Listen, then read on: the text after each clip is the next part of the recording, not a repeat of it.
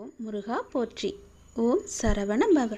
என் அன்புக்குள் நீ சிலரை முக்கியம் என்று அவர்களை உன் கூடவே வைத்திருக்கின்றாய்.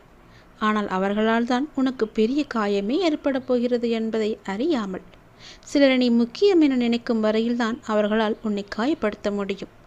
சிலரை நீ கண்டு கொள்ளாமல் இருந்து பார், உன்னுடைய மன வலிகள் எவ்வளவு குறைந்து உனக்கு நிம்மதி கிடைக்கும் என்று நீயே அனுபவத்தில் உணர்வாய். ஒருவர் புத்தரை பார்த்து கேட்டாராம், நீங்கள் எவ்வளவு பெரிய ஞானி, இப்படி தரையில் அமர்ந்திருக்கின்றீர்களே என கேட்டாராம். அதற்கு புத்தர் சொன்ன பதில் தெரியுமா? தரையில் அமர்பவன் ஒரு நாளும் தவறி கீழே விழ மாட்டான் என்று. அதுபோலத்தான் நீங்கள் என் மீது எவ்வளவு நம்பிக்கை வைத்திருக்கிறீர்களோ அது தரையில் அமர்வதற்கு சமம். ஒரு நாளும் நீ கீழே விழமாட்டாய். எப்போதும் நான் உன்னை தாங்கி பிடித்து கொண்டே இருப்பேன் என்று கடவுள் மீது நம்பிக்கை வைக்க வேண்டும். கடவுள் நம்பிக்கை வைக்க சொல்கிறார்.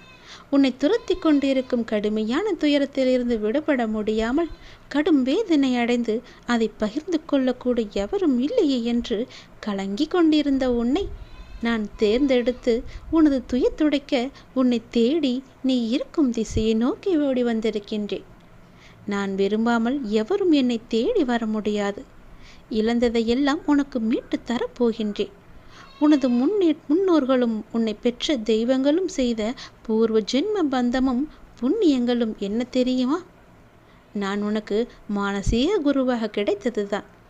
அதனால்தான் நான் உன்னை தேர்ந்தெடுத்து உன்னை தேடி உன்னுடைய இருப்பிடம் எதுவோ அதை நோக்கி நான் உன் கூடவே இருப்பதற்காக வந்திருக்கின்றேன். எந்த சூழ்நிலையிலும் தனிமையில் இருக்கும்போது யாருமே இல்லையே, எனக்கு உதவி செய்ய யார் இருக்கிறார் என்று யோசிக்காதே. உன் கூட இருப்பது நான். என் மீதான உன் நம்பிக்கை உனக்கு அதிகமாக இருந்தால் உன்னை யாரும் எதுவும் செய்ய முடியாது. நீ தனிமையில் இருப்பது போன்றும் உணரவும் முடியாது. நான் உனக்கு உதவி செய்ய நான் இருக்கின்றேன். எப்படி நடத்தப் போகிறேன் என்று நீயே பார்.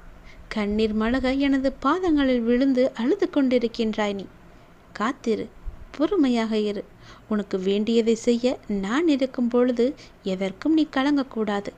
தக்க சமயத்தில் உன்னை தேடி வந்து வேண்டியதை தந்து உன்னை வழிநடத்தி செல்லவே உன் அப்பா நான் இருக்கின்றேன்.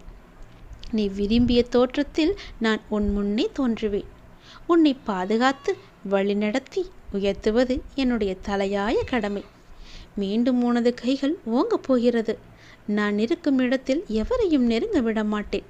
எந்த சூழ்நிலையிலும் உன்னை கைவிடவும் மாட்டேன். படிப்படியாக நீ உயரப் போகின்றாய். அதை கண்டு நானும் ஆசையாக கண்குளிர பார்க்கப் போகின்றேன். ஆகவே எந்த ஒரு கடினமான சூழ்நிலையிலும் நம்பிக்கையை மட்டும் இழந்து விடாதே. நான் இருக்கிறேன் உன்னை பாதுகாத்து கொள்ள.